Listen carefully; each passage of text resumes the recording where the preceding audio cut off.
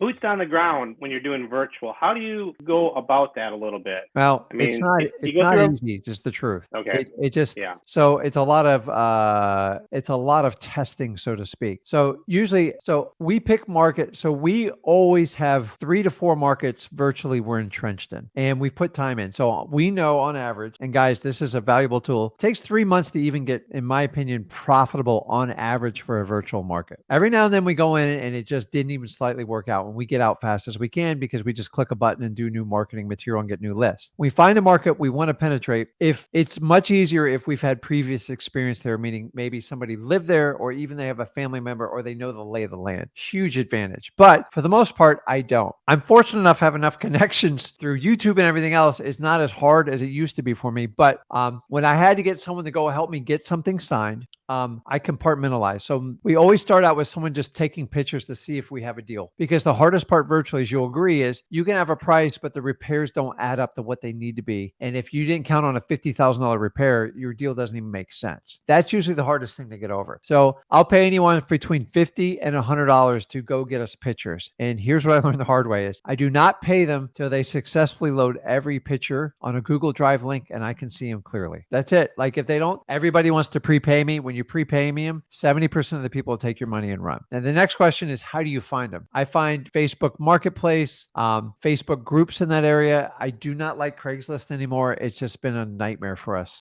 in the last 6 months. It's just every scam artist seems to wind up on Craigslist. So if you can have a group where you know it's legit and it's like organic, you're better off getting it that way. You'll never find these people on Indeed, and you just got to keep posting. And then you have to give them strict instructions. And if they break the instructions, move on because it only gets worse from there. Guys, I've done this with people with bandit signs. I do it with people with pictures. Now, photographs are pretty straightforward. Hopefully, so if it's in a house that's vacant, I'll have them take pictures all the way around the house. And occasionally, I just have them shoot pictures through the windows because I just need to assess and see if I have a deal or not. Now, 50% of them don't work out, but the cost to me to get on a plane and go over there, like it would be astronomical. So stop losing sleep over $50, $75 to do it. The challenging part is when you have to intertwine them with showing a cash buyer and then maybe getting a final document signed from the seller or keeping the seller away from the cash buyers. And that person, you got to see if they can do basic tasks first before you give them that responsibility because it's hard. And like, how do you pay that person? That's challenging too. Now, here's a little secret. If I need to get something signed, I've learned the hard way. I find a mobile notary. You can go to, I think it's notary123.com. And on average, it's usually about $70, can be as high as $100 if you need it like that day. And you can send them the documents and their only job is to make sure they sign it and they match the ID of the person that's signing it. The reality though is if you have someone that have to talk them off a ledge a little bit and like go over some stuff with, you're going to have to create an incentive to get them to do that. Typically what I'll do is I'll take a photographer or I'll go to one of those mobile notaries and say, listen, I know I hired you to do this. If I gave you an extra $200, could you help them walk through this document? And mobile notaries, a lot of them are behind the scenes investors and they'll help you out doing it. I know that's I'm not saying it's unethical, but they know how to have conversations. So remember, a notary's job is what? To verify the person they're signing the document is who they say they are. That's it. If they're not a salesperson. So if you're trying to get a mobile notary to get someone over the edge to sign based on a condition, you're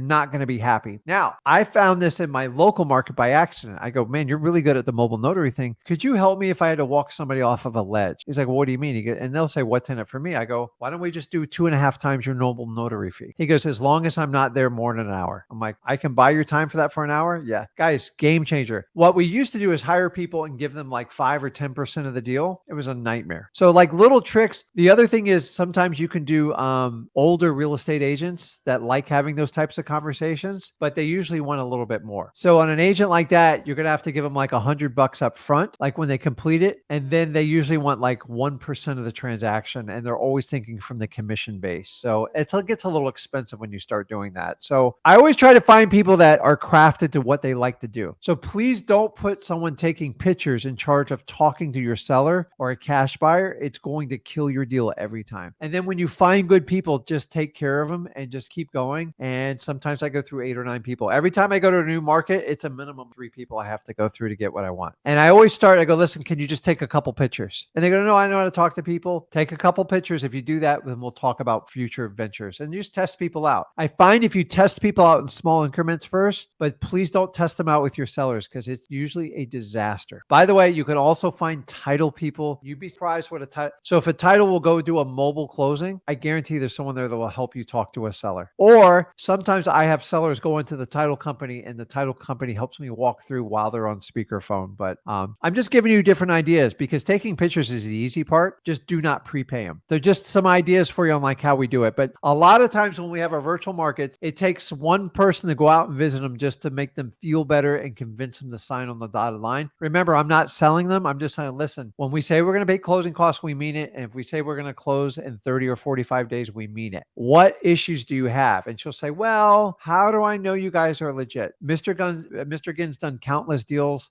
Here's the title company. Do you want me to call the title company and make you a little bit more comfortable with it? And then you usually answer 2 or 3 questions and they sign and that's it. But if you send somebody in that has no real estate experience, you'll probably create more questions than it's worth and the deals fall apart. Unfortunately, I learned this the hard way over a 3-year bout doing virtual because when I started doing virtual, I was just like everybody else. I was trying to figure out how to make it work. So test people out in small things. And if they disappoint you taking pictures, don't ever have them talk to your sellers. I used to hire one person to take pictures, bring the cash buyers through and deal with the seller. And those are the people that will 9 times out of 10 steal your deal. So it's hard, but like a licensed real estate agent, a title company or a mobile notary, they're not going to steal your deal because they're scared they're going to get a licensing infraction or something like that. So if it's right or not, I don't care, but it works for me. So if you guys want to run with that, it works. Okay, thanks. I appreciate that. I like the title company, like calling the title company ahead of time, get a little rapport and tell them what you're going to do. And then if something comes down the pipeline, you at least have a little rapport with them. Guys, and keep in mind, if you ask your title company, especially in your virtual markets, if they'll do mobile closings, like, dude, it's